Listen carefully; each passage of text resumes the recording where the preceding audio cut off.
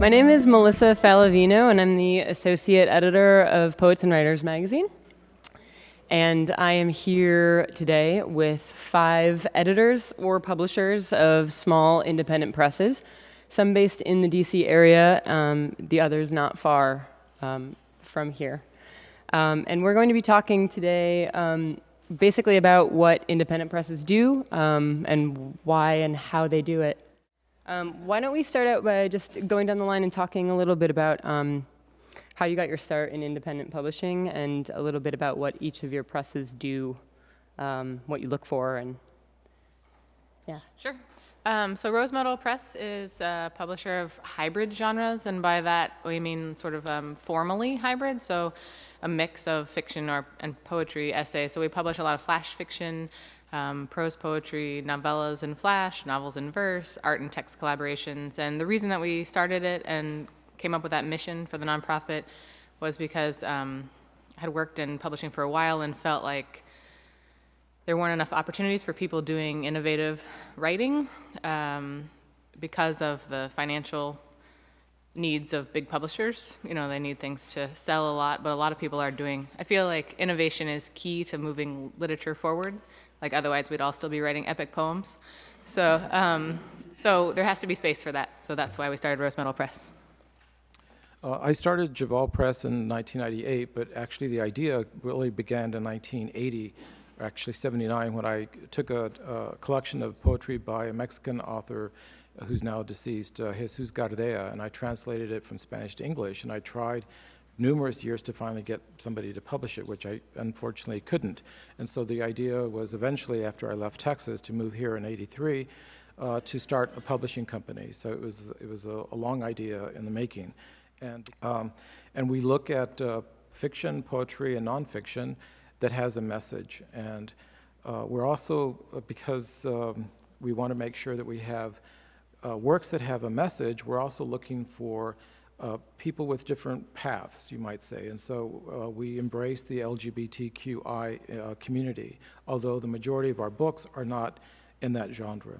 I guess I got started in publishing just out of the excitement of being able to put the kind of books that I love out into the world and making sure that they have an audience. And I started Electric Literature in 2009 at a time where people were really afraid of digital kind of corrupting or destroying literary culture, digital meaning everything from Twitter to YouTube to ebooks. Then it seemed like things were going to be okay for a while, and now it all suddenly seems dangerous again with what's going on with Amazon. But Electric Literature was able to use things like Twitter and YouTube and Facebook and Tumblr to its advantage and in the service of literature, and managed to have built up a really large audience over the past 5 years of almost 300,000 people who love literary fiction. And so we're really happy to have galvanized that community, and being able to have an audience like that to put work into is a great benefit for any writer that we're working with, and helps us as a publisher. And so with Black Balloon, I'm hoping to do the same sort of thing with a very strong emphasis on storytelling at its core, which is strong voices, great powers of observation, and something unique and genuine to say.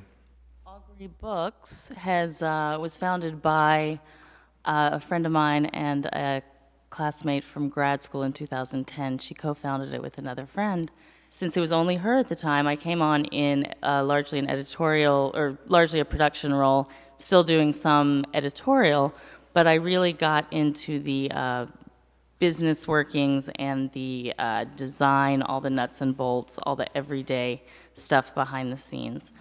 Washington Writers Publishing House is a local press that started in DC in 1973, and it originally just published poetry. They had an annual contest and published one book of poetry every year, and then beginning in 2000 started publishing fiction through a fiction contest.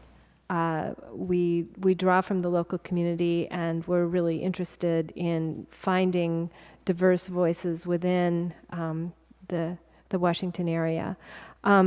I got involved with the press because it is a cooperative, and when your book is published, you commit to working for the press for 2 years after publication.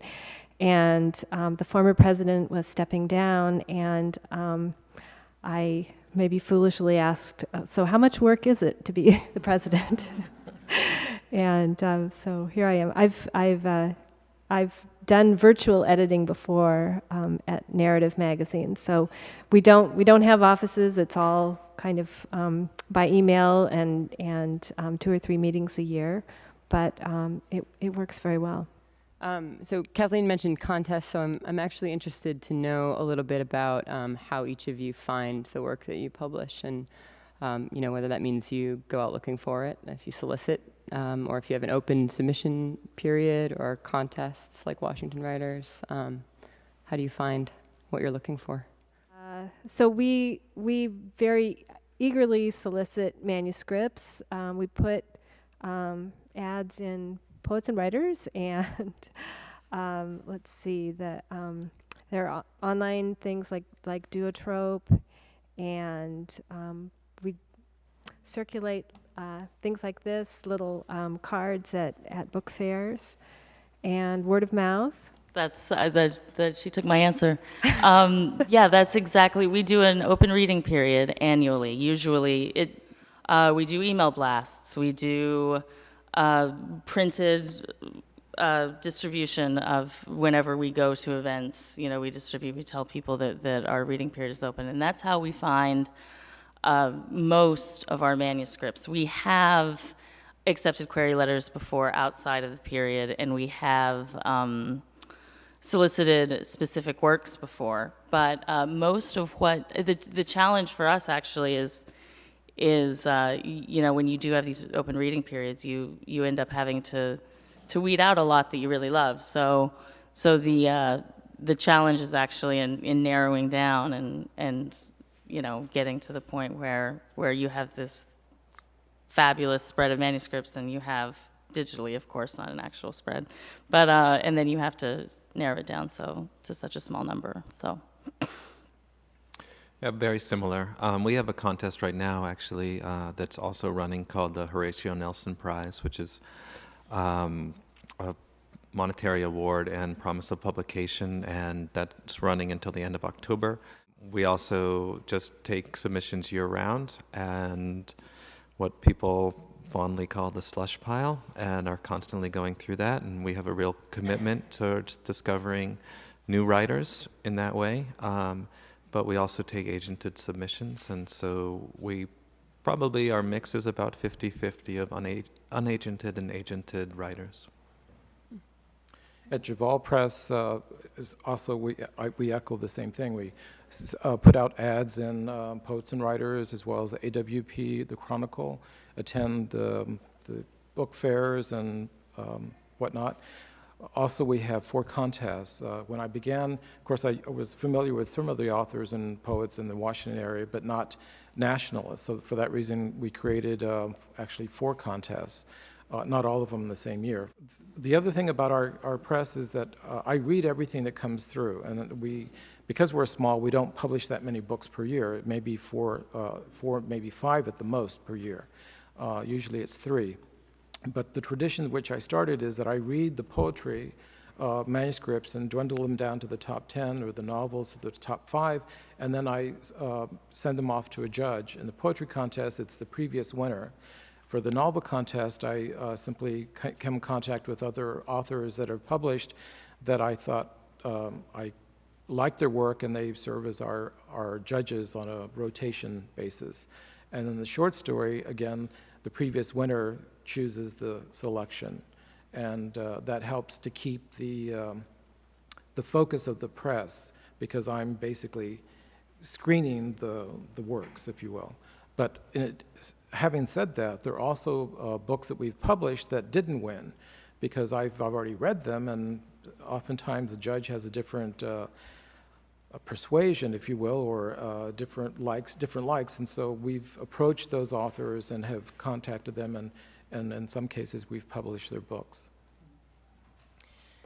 We really don't solicit. We do almost all reading periods. So we have one coming up for our annual chapbook contest. We do a chapbook every summer that is for chapbook length, 20 to 40 page manuscripts of flash fiction or flash nonfiction. So it's one of the only prose chapbook contests in the country. And then every other spring we have a either open or semi-open reading period. Because we want to see what people are doing in innovative work in hybrid genres, it's hard for us to dictate that. So it's exciting. People just send in all sorts of things that they think are hybrid, and so we learn a lot about what people are doing in innovation style. So once you've winnowed it down and have decided on either whom you're going to publish or maybe a short list of people that you might consider publishing, are there factors that go into that final decision? If you do, look at the authors, what work they've done, how they've been involved in the community, how does that influence, or does it influence at all your decision to publish them and work with them? We've talked a little bit about this idea of literary citizenship, and it's a big buzzword right now, and I think it means a lot of things, but for these purposes, sort of both an author's ability and willingness to really promote their own work and go out and tell people about it, but also their willingness and ability to support other writers and their involvement in community. So our chapbook contest is blind, and we send the top 10 or 12 to the judge after we've winnowed down the couple hundred that we get. So that's blind, so that's different. But on our other choices for our full-length books, we also narrow it down, certainly based on what's the best and what we think is, great literature. Beyond that, we do check in to see what authors are like and what they've published before and what kind of presence they have in the literary community, because we have found that it makes a big difference. It's great if people have big social media presences. It helps with pre-orders and that kind of thing. But even more than that, we look for people who are engaged with the literary community, essentially. So that may mean that you write on Goodreads, or that you review on your Tumblr, or review for a journal, or you help read submissions for journals, or in some way that you are giving back, because that builds community, which then sells books, which is good for the publisher and for the author. In a small press setting, we really count on the authors to do a lot of the work on the marketing side. I mean, we do as much as we can. We send out, 30 to 50 review copies. We get the authors interviewed. We do what a bigger publisher might do in a smaller scale, because it's harder to get into the big, New York Times Book Review and that sort of thing.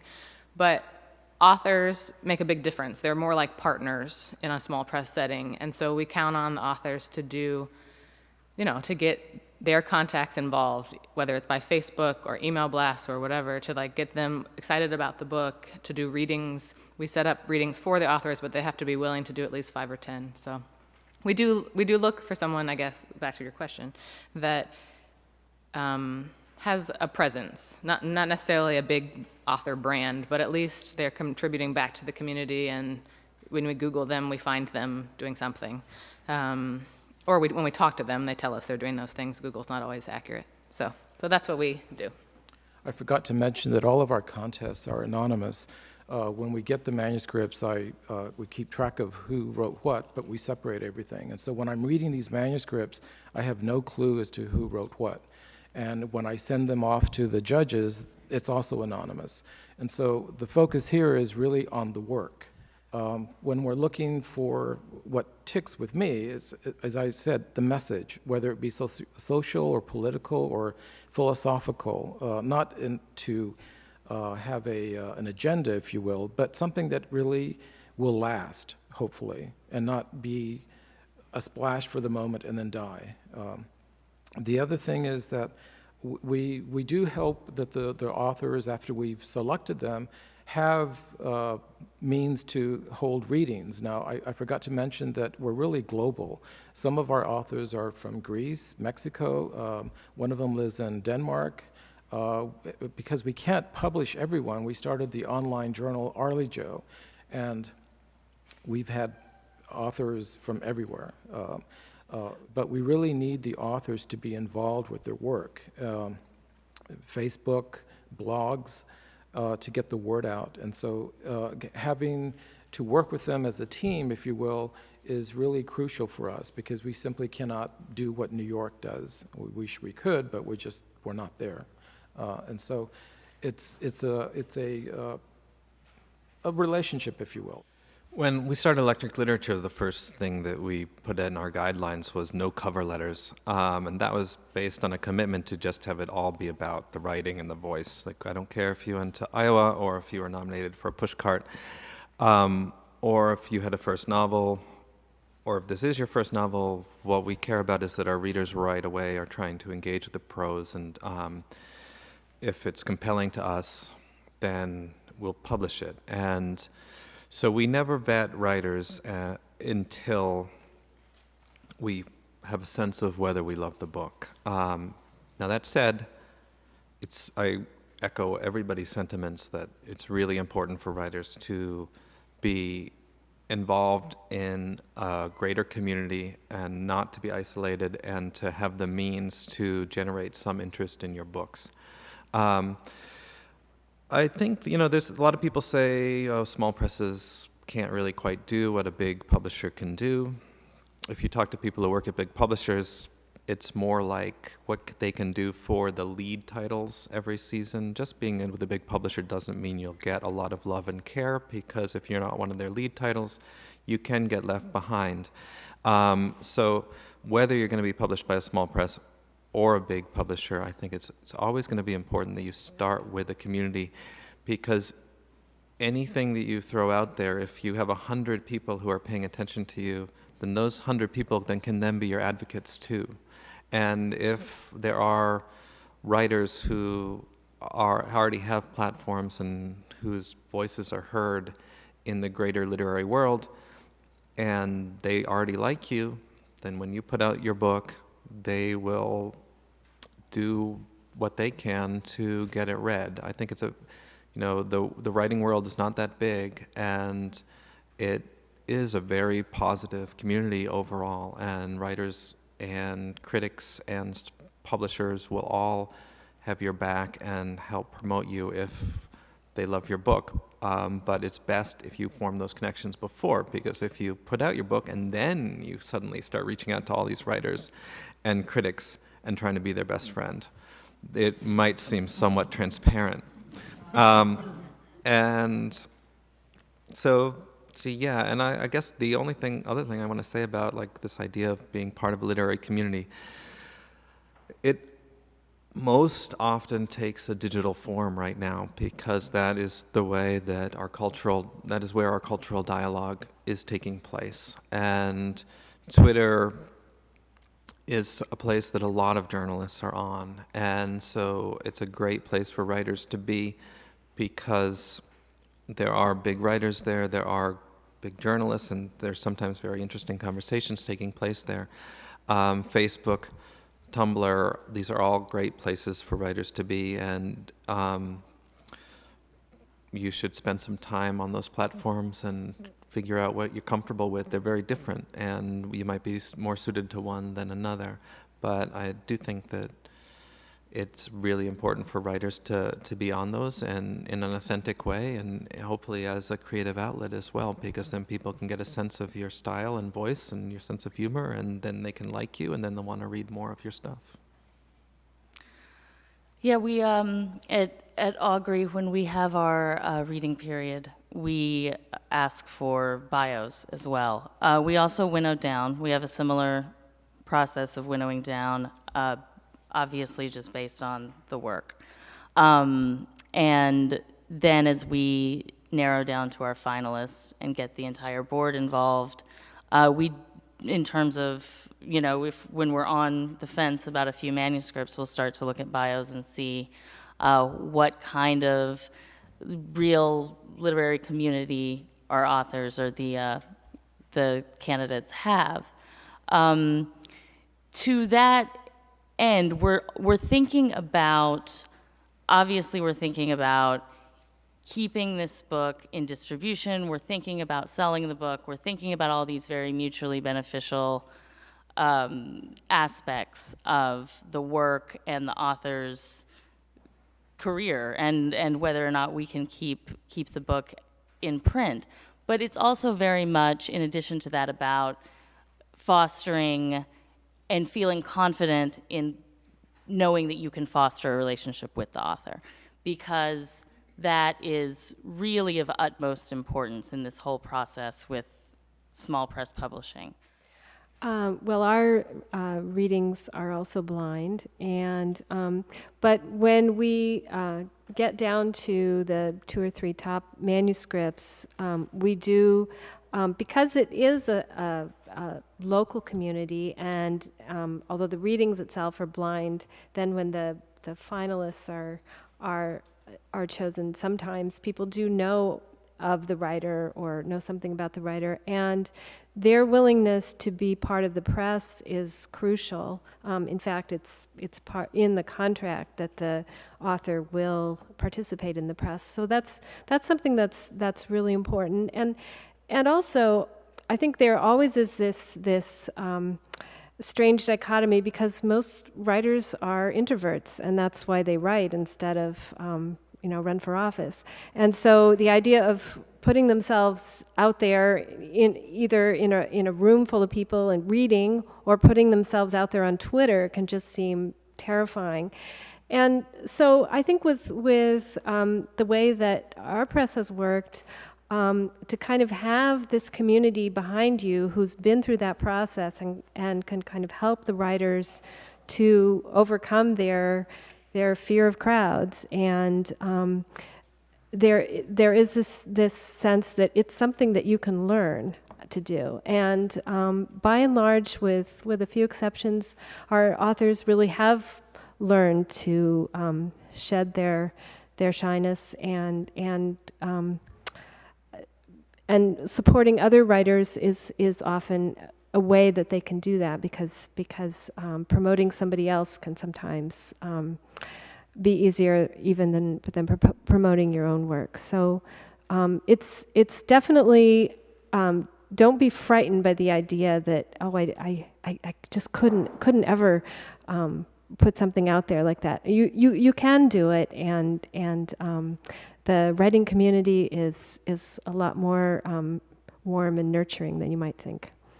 Maybe this has happened, but if not, let's talk hypothetically. If there is somebody, let's say you fall in love with a book, and the author is just completely phobic of all things digital, doesn't have Twitter, doesn't have Facebook, doesn't want anything to do with it, and in fact says, despite all of your tutelage, says, no, I can't, I won't. A, how would you handle that, or how have you handled that? And B, do you have any advice or suggestions about cultivating a different kind of community that is not digital, a real life community, maybe, or other possibilities that might be out there for writers who just are not technologically savvy or willing? Yeah, I mean, we've had a couple different type instances. The readings are actually in the contract. So, I mean, people reading to the public, I mean, a lot of things, poetry and stuff, are sort of, reading is a really great way to connect with your readers and listeners. So that's part of our contract, but that seems like a little bit less scary maybe than the digital stuff. We have helped a lot of authors build websites and that sort of thing. If social media is not your thing, one thing we did with one author who just was really anti-Facebook and Twitter was that he agreed to write on a blog. And I mean, we're writers, so, I mean, we collectively, we have things to say. So, I mean, like, you just have to find a space to say things and connect with people. And maybe that's, I mean, if you're not on a blog, maybe you have a big community that you hang out with in real life, or, through your church or colleagues or that sort of thing. And so, I mean, that's a community too, and that you should make your publisher aware that you have all these connections, even if they're not digital. We published Joy Williams, who doesn't do email or even have a cell phone, and that was all done through handwritten letters or typewritten letters on her part. And I would do it again in a heartbeat. I certainly think if the writing is good enough, you go to bat for the writer. And there's all kinds of things you can do. We did an animation for that story that was very well received and was viewed on YouTube, and then The Atlantic put it on their video channel, so it got some more life. We were fortunate enough to do an evening of selected shorts, and then that got picked up by PRI and ended up on public radio. But I think it's kind of like if you refuse to do anything to promote your book, then you're really relying on passionate advocates of your work. And I think that there are writers who, for good reasons, can't really deal with that, whether they have extreme sensitivity. I would never write somebody off or say that, they were unpublishable because of that, even if they refuse to do readings. But at the same time, if you're not agoraphobic, or if you don't have that extreme sensitivity, if you're in this room right now, you probably don't have those excuses. So we'll see. In terms of wanting these things, expecting these things, it's ideal, but you can't lose sight of the fact that what you're really trying to do is publish fabulous work. And you do, I love what you said. You go to bat for the author. Sometimes if there are just certain things that you have to negotiate on, and if that's one of those things that's just not going to work for a specific author, that's just something that you do a little bit more of as a press. But again, the more people, the more connections, the more everybody who's getting this information, the better. So, it's highly encouraged, but at the same time, we would never not publish a work that we had fallen in love with because of that. It's not a deal breaker. Yes, I would say for us, the main thing are the printed words on the page, because that's what's going to last. Any book, no matter how great it is, the buzz is going to pretty well die down after a year or less, and so you want to be left with something that's just really you could pick up 5 years from now and just say, "Wow, this is amazing." Well, since we're on the topic of all things digital, when I was putting the bios together, I noticed that 3 different mission statements through 3 of these presses had the word innovative in them. So I'm interested in just hearing a little bit about how, what kind of innovative things you're doing and what that means, whether it's form, whether it's, hybrid genre, and how you strike the balance between sort of traditional work and innovative new stuff that no one's ever heard about. The books we publish are formally innovative in that they are all hybrids. Like this one is a choose your own adventure that's also an art and poetry collaboration, and choose your own adventure. We do flash fiction. This one is silent films and prose poetry. So there's a lot going on with the work itself. As far as what we do as a company that's innovative, aside from the work that we publish, it's been interesting. I think you're sort of leaning toward what's happening in the digital age or whatever, is that our initial focus, and still, is about making beautiful books, like books as objects that last. We work with independent artists to do the covers. We have one book a year that has letterpress covers. So we love book arts, and we use archival paper, and we spend a lot more than we should on printing, and all of that, French flaps, and I love that kind of stuff. So the books are very beautiful, but we're not opposed to. We haven't set ourselves up against ebooks or against any of those kinds of things, because we want people to read. That's the number one thing. And there's so many other things out there that keep us from reading.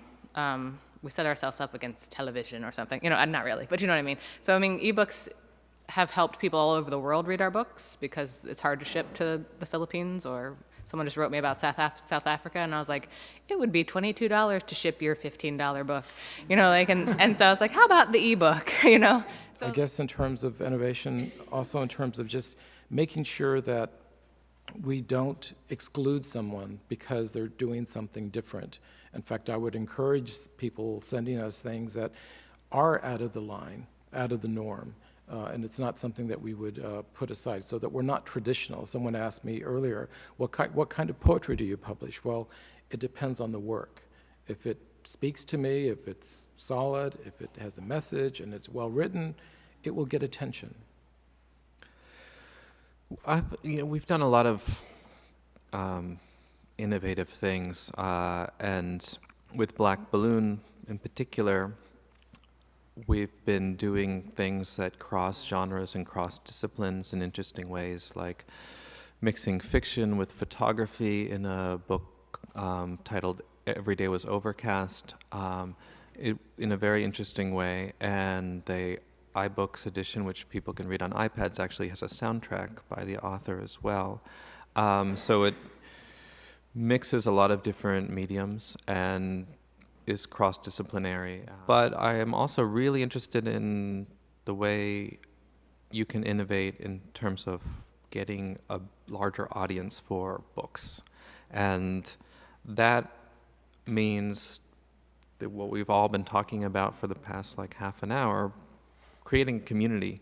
And for Black Balloon, what I'm really interested in doing over the next few years is building up a very strong community based around storytelling that attracts people who want to be storytellers, people who are great storytellers, people who just love great storytelling, and get enough of them in the same place that every time we find something that we think is incredible and should be read by thousands of people, we have those thousands of people there as a receptive audience who's waiting for that material to be launched to them.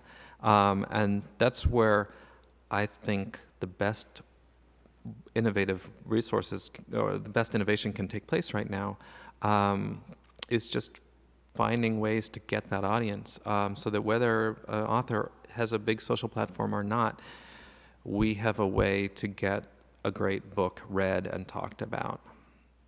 Part of we expanded into different genres pretty quickly for just the few, three genres in the 3 years that I've been on.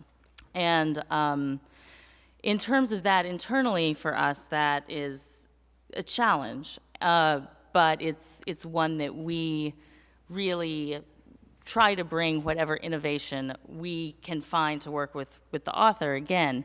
So we really like to have that as sort of an open discussion. Well, I think Washington Writers Publishing House is, maybe because its roots are in the 70s, it is sort of like one of those group houses where people kind of move in and other people move out, and there's this kind of tradition that builds up gradually and organically over time. I wouldn't say that we're on the cutting edge of anything in particular. We have moved to print on demand, which makes distribution of the books much easier, cheaper. Our books are all available through Amazon and BarnesandNoble.com and several also independent labels. And the other thing that we have just started doing are ebooks, which is a new venture for us. But I think that we do move at a somewhat glacial pace, but I think that the changes that we have made seem to kind of work for the community and work for the books that we publish, and our judges are a rolling community too, because people eventually leave some people have been there since the 70s, and some people work there 2 years and leave. But it is a really nice community, so a lot of people stay longer than that, and everyone brings their own sensibility to the judging and to the ideas, and so it's a very exciting group to be a part of.